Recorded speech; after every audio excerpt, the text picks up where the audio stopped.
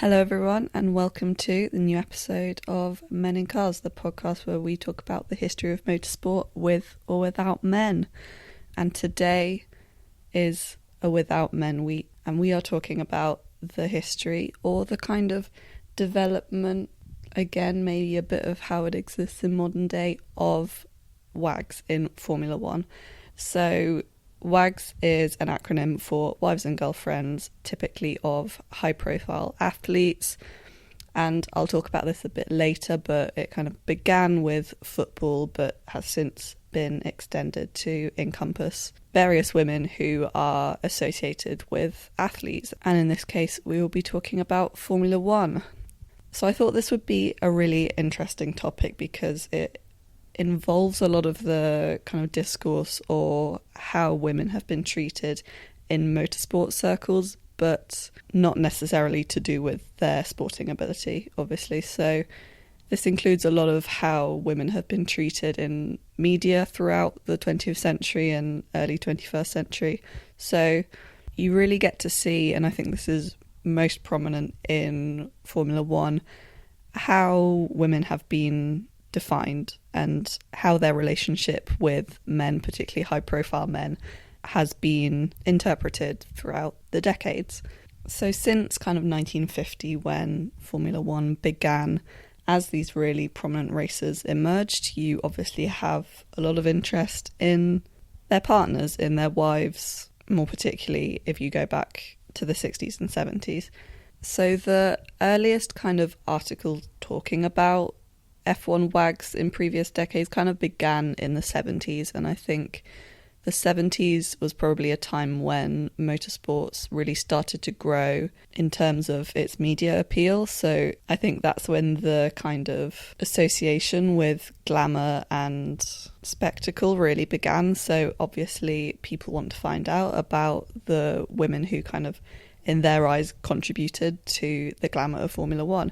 So I'll go into a few examples of wives of racers that were most famous at the time, but I think it's really interesting to look at the transition from, in the 70s, you have these women not really seen as individuals, kind of only in a pair with their husband. They're really commented on by the media. Whereas when you get to the 2000s, you see women being talked about more as individuals, but still in a very kind of misogynistic way. And even though they're not commented on only when they're kind of stood right next to their husbands, it's still basing their value, basing their appearance or their husband's achievements. It's certainly true that in the 70s, there was only really comment on their attractiveness kind of as a couple rather than as an individual. So I'll start off with some examples. So first we have Helen Stewart, who was Jackie Stewart's wife. So they were married in 1962, and Helen Stewart was very well known in the paddocks at the time that Jackie was racing.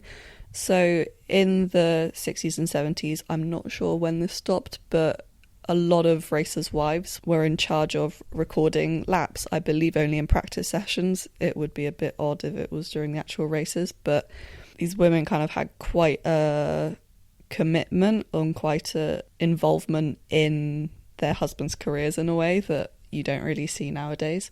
So they would sit in the pit with the engineers or on the track side and, record their laps. And Helen Stewart was known for her kind of pinpoint accuracy. She was very kind of sharp-minded and was definitely well known for her role in recording her husband's laps. And even though Helen was really involved in Formula One culture at this time, she didn't actually enjoy watching the racing. I mean, I can completely understand why, because especially in those days, it was so incredibly dangerous that watching your husband go around in a car and potentially get into an accident, that was quite likely. I imagine it was very stressful. So, but she has said multiple times that she really loved the friends she made and the types of people she met in motorsport circles. So I imagine she found some solstice in that. So another really famous figure was Nina Rindt, who was Jochen Rindt's wife, and Jochen Rindt won the World Championship in 1970, and he is to this day the only driver to win the championship after he died. So he died in a crash in Monza in a practice session, but by the time he had died, he had already gained enough points to win the championship. So Nina and Jochen were really followed by the media a lot, and she gained this kind of status as one of the most glamorous women of the period. So her outfits were photographed a lot, commented on a lot, and I think her transition from being a fashion model throughout the 60s and then going into one of the most glamorous sports, or if not the most glamorous sport, that was definitely a favoured pipeline in the media, and you can see by some other wives as well, this was a fairly common trope. But this is definitely one of those examples where her relation to her husband, or them being as a couple, was pretty much the main source of interest for media outlets. I mean, there aren't very many photos of her individually, or of any of these women individually. And as you can imagine, the way she was talked about is definitely only intended to kind of boost her husband's status. Or I'll talk about this in a bit more detail later, but you definitely get the sense that the way she was talked about, or the way her beauty was talked about, was only to try and boost her husband's masculinity. Now, obviously, since Jochen Rindt died, Nina kind of collected his World Championship trophy on his behalf, and after that was talked about, or talked to, obviously, about her husband's life and achievements, which is obviously not a negative aspect. I think a lot of these women whose husbands have died in motorsport find quite a lot of pride in speaking to the media on their behalf, or representing them and making their achievements known. So this was shown in also Barbara Peterson, who was Ronnie Peterson's wife, and he also died in a crash at the 1978 Grand Prix. And similarly to Nina Rindt, she was also known for her glamour, and also, like Helen Stewart, was his official timekeeper as well. So I think a significant kind of shift in the way women, or the way drivers' girlfriends and wives were talked about in the 70s, was when James Hunt really became kind of more of a spectacle, and his lifestyle of excess drinking and his involvement with various women was really a characteristic of his. So James Hunt won the World Championship in 1976, and his whole driving style, or kind of lifestyle, was supposed to kind of encompass what a lot of men wanted motorsport to be. So kind of like a gentleman's club type vibe, and kind of like excess partying, drinking, sex. So that in turn made the way that he was marketed, or the just little things like the photo shoots he did, often featured women in quite a derogatory way. By today's standards, seems not very politically correct at all. So although his view on women was not uncommon, I think particularly in Formula One, it really encouraged that sexualization of women, and again, having them only to boost the men's masculinity and just to be an aesthetic feature of the sport. So in terms of Hunt's marriage, he was married to Susie Hunt, who was a successful fashion model in Britain, and they got married in 1974, not very long at all after they met, and it was, labelled in the media like the other couples as kind of the society wedding of the year. And kind of a year later, their marriage began to fall apart due to, I believe, James's kind of commitment to his career, and also, unsurprisingly, his unfaithfulness. So this divorce was really kind of publicised a lot, particularly because after they separated, Susie began a relationship with Richard Burton, who at the time was married to Elizabeth Taylor, who was a very prominent actress, or just celebrity at the time. And because both Susie and Richard Burton were still married, this was quite a big scandal, and Susie and Hunt only managed to divorce in 1976. So this kind of adds another man that this woman was only talked about in reference to But in general, I think the time that James Hunt was in Formula One only really encouraged treating the girlfriends of drivers just as kind of accessories that would be quickly kind of discarded and replaced, or that they should be ranked in terms of attractiveness. And whilst I haven't studied the ins and outs of how media works in much detail, but even though various kind of tabloids, newspapers have different forms in today, I think a lot of the values that really started, or a lot of the treatment of these women that started in this period, really continues almost to today. So now we've looked at some kind of more specific figures. I wanted to kind of look into the history, the development of the term wag, because it is really, really fascinating. And although a lot of the articles, a lot of the discourse I've read is predominantly in reference to football, I think it really transfers to Formula One. Apart from the only separation that I recognise is when you look at how drivers are perceived today, or how wags are perceived today in Formula One.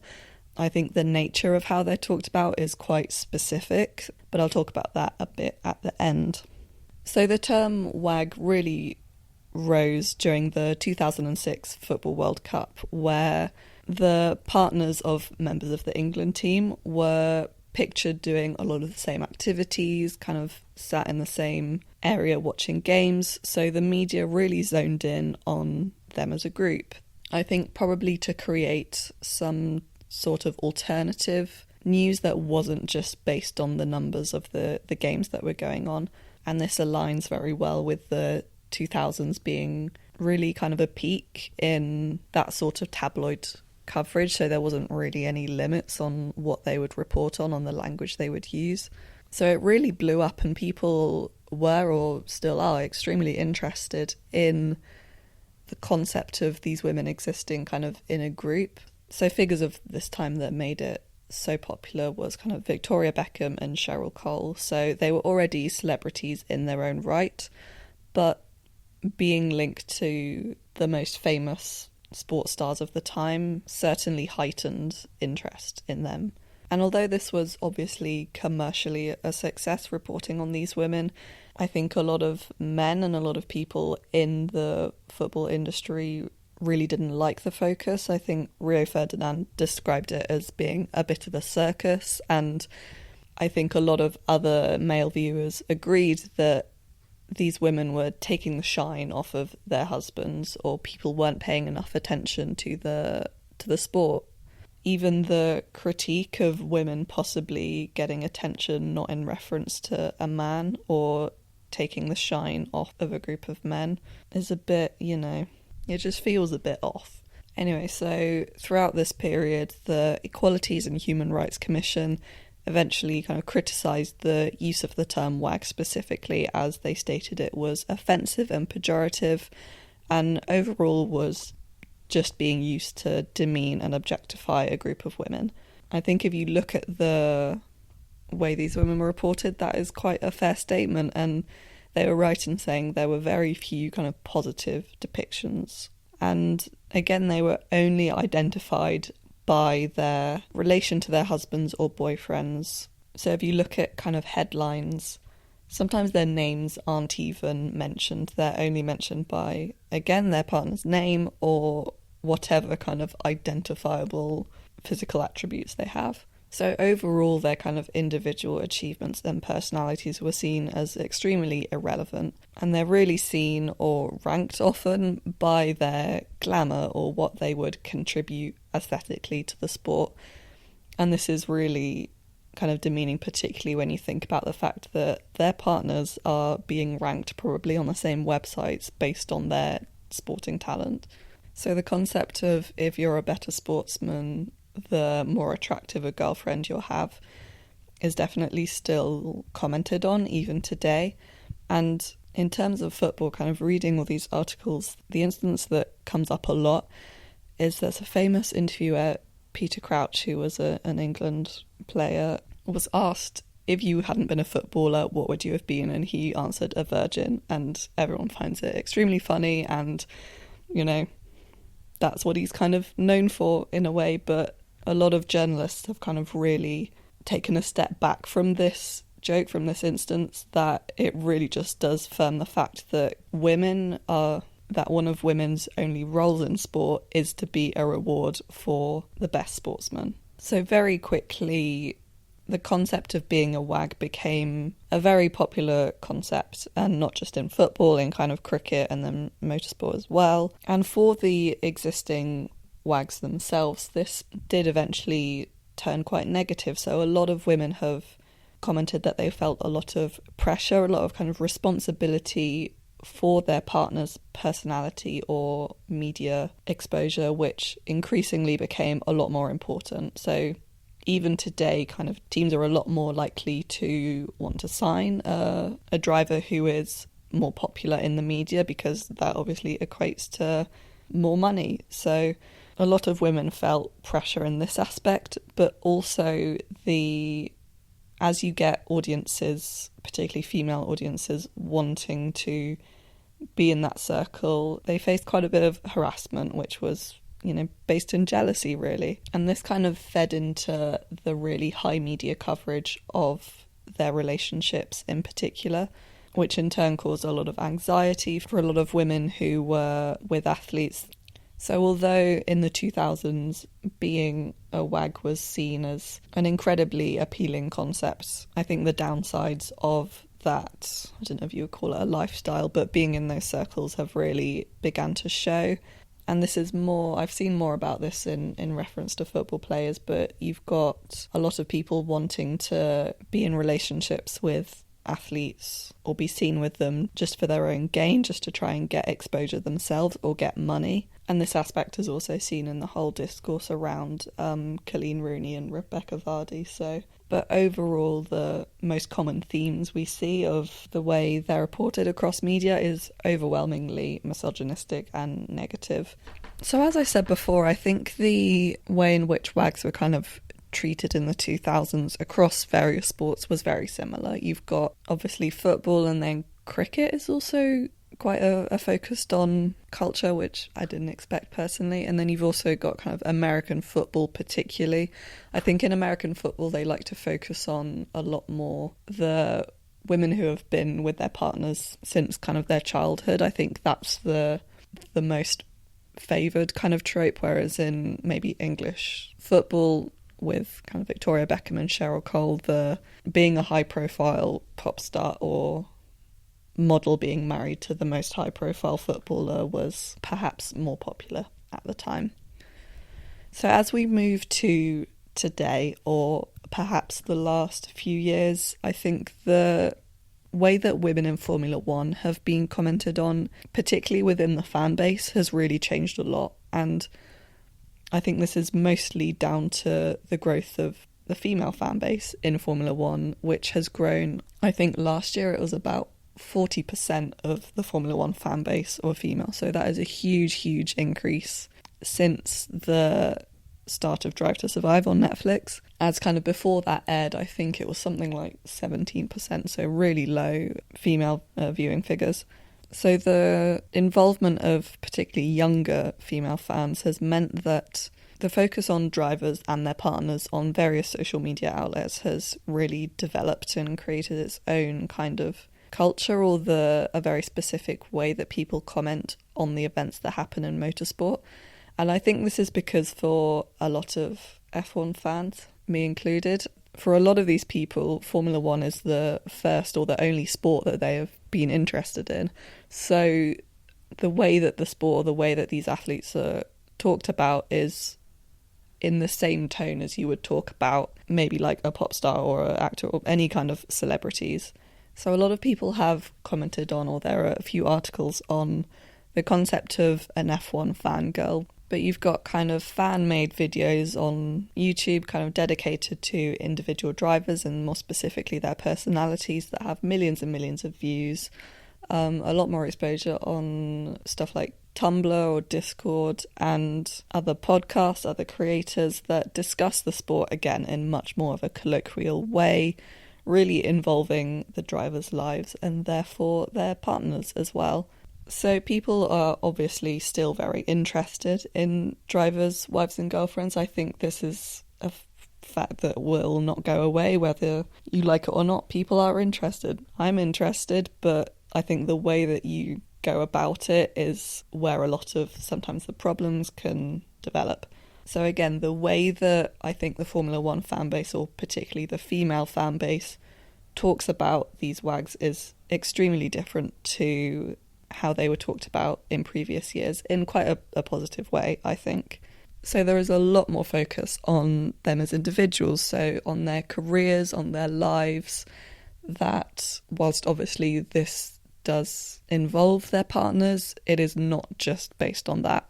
And often, if a couple breaks up, what I find so interesting is that fans still have quite a loyal following to their partner. So I think this covers a lot of those aspects of previous decades where women were seen as like accessories that were just kind of interchanged invariably. So yeah, people are still very invested as them as figures and just as, you know, kind of influencers or whatever they do in their own right, really. So in terms of media coverage, I think overall, if you Google or just like type into the Google search bar F1 wags, the things that crop up mainly are, you know, like the hottest F1 wags, or, you know, like Lewis Hamilton past girlfriends, or like whatever.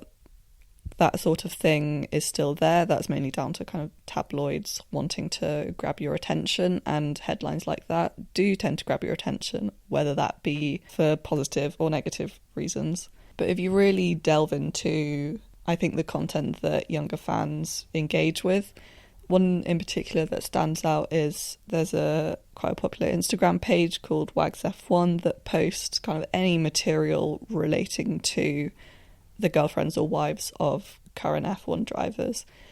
And I think the way that this account is kind of run is in a very positive way. And whilst they do limit it to only kind of confirmed partners of current drivers, so they wouldn't have that aspect of following wives and girlfriends if they broke up, because that would just be too much material, I imagine. But the way in which these women are talked about is, again, encompassing their own careers, their own interests as individuals, and not just photos of them and their partner, for example. So I think that's done in a way that is still very engaging for an audience, but doesn't really demean these women and just kind of lump them in a group together, or it doesn't see them just in reference to their partners. There is a very, very large media presence of TikToks predominantly that are often made or watched by younger fans, where they're really promoting or wishing for being an F1 wag. So this is a really kind of multifaceted kind of topic, and when discussing it, kind of I often find myself contradicting myself, but I hope this makes sense. But the biggest kind of, maybe not obstacle, but the biggest comment that a lot of female motorsport fans get from men is that they only watch it because the drivers are attractive.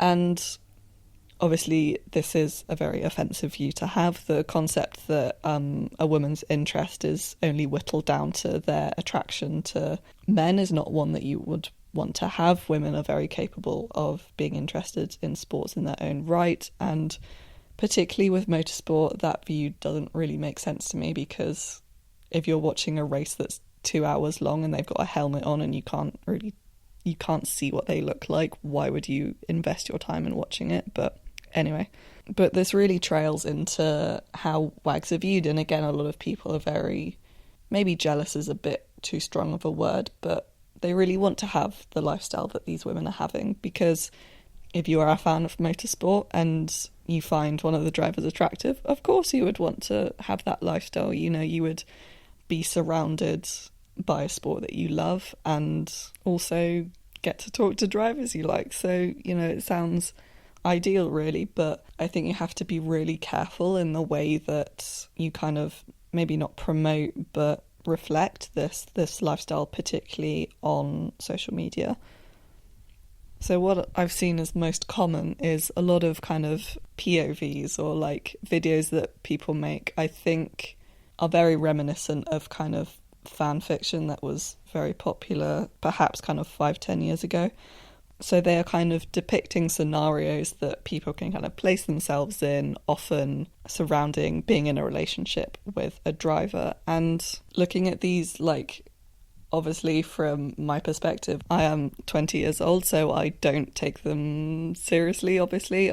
So when I kind of come across them on TikTok, they are really funny, and I do genuinely find them, like, quite ridiculous. But in the back of my mind, sometimes I'm like, do you want kind of like really young teenagers to constantly be kind of berated with the view that kind of your ideal life is just to be thought of in reference to your boyfriend? Like, it seems quite a scary concept. But I think in this context, I'm probably thinking a bit too much into it, because at the end of the day, these videos are made by kind of very young fans, so they're just meant for a bit of fun. They're not that serious, and they're not at all on the same scale as kind of mass tabloids, so grown adults talking about women in quite a derogatory way, or talking about the role of women in a misogynistic way. So it's not that deep. It's, you know, if these young fans hold this perspective, you would hope that, you know, you grow out of it. But it's probably just a issue with society's view on women in general, rather than obviously these specific people. And like I said before, especially considering you have to be kind of so careful in the way that you talk about or word content about these women. So at the end of the day, there is certainly kind of a right way to navigate this content, and a way to write this content that will not be damaging, because obviously it is not realistic at all to just be like, no, women aren't allowed to find athletes attractive. I'm like, no. So you just have to, you know, treat them like human beings, which is apparently extremely difficult for a lot of outlets. But anyway, so that is all I have for this episode. I hope you enjoyed. For the reasons that I have stated during this episode, there was not kind of an awful lot of coverage of a lot of specific figures, and yes, obviously any writings that were about other wags that you can think of were only in reference to their partners. And a lot of what I find really interesting about this topic is in very recent years, and I don't really want to talk about any figures that have very recently been wags, because I don't know, it's all kind of, a lot of it is quite kind of speculation, because I do think that kind of just adds more fuel to the fire. When obviously if people are speculating about someone's partner, they might mean well and it's just fun, and if you're genuinely interested, then why not? But some people do tend to cross the line, and it can turn a little bit invasive.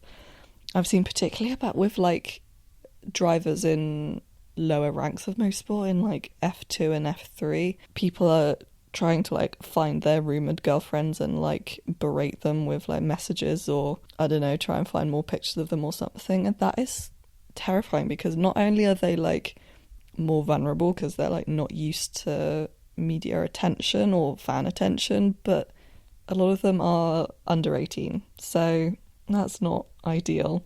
So kind of the specific figures that I talked about in this episode are definitely kind of liked or were very involved with their husband's career, and particularly with the role of kind of timekeeping, like, or the fact that there was so much focus on drivers as couples, or even that in those days, if you didn't want to be seen with someone, you didn't have to be seen with them. So yeah, I think the way in which these women kind of presented themselves was quite different. So yeah, anyway, I hope you enjoyed this episode. If you are listening on Spotify, do give it a 5 stars, follow, and if you're listening on YouTube, like, subscribe, notification bell, all that stuff. And be sure to follow me on Instagram and TikTok as well. It's just Men in Cars Pod, where I normally post kind of additional clips from each episode. So yeah, I will see you next week, where we will be talking about tobacco sponsorship in Formula One, which is a very heavily documented topic. So there will be a lot of different aspects of kind of like politics, of wider history, and most importantly, which liveries were the most aesthetically pleasing. So see you next week. Bye!